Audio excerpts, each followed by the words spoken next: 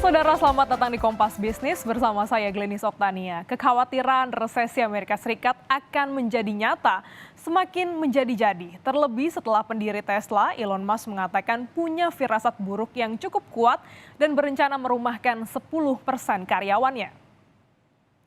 Inflasi menjadi salah satu indikator yang paling dicermati.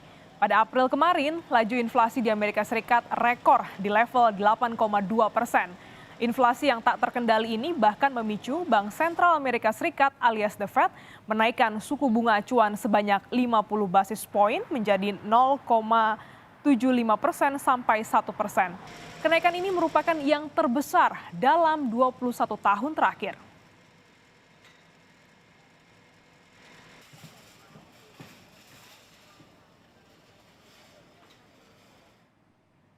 Saudara, resesi adalah jika pertumbuhan ekonomi sebuah negara turun dalam 2 kuartal secara berturut-turut.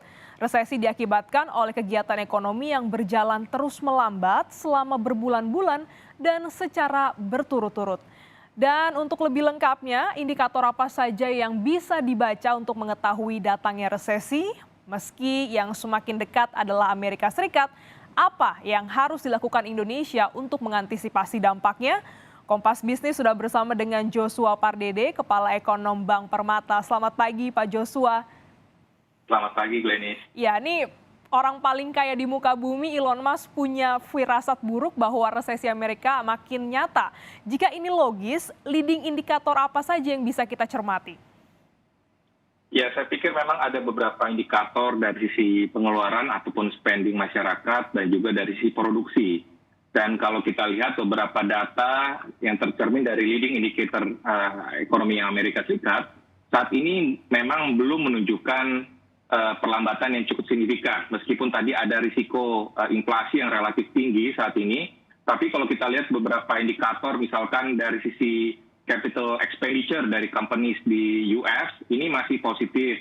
Lalu juga kalau kita lihat dari sisi PMI manufacturing, ini juga menunjukkan bahwa utilization faktor produksinya pun juga masih relatif tinggi, mendekati 80%.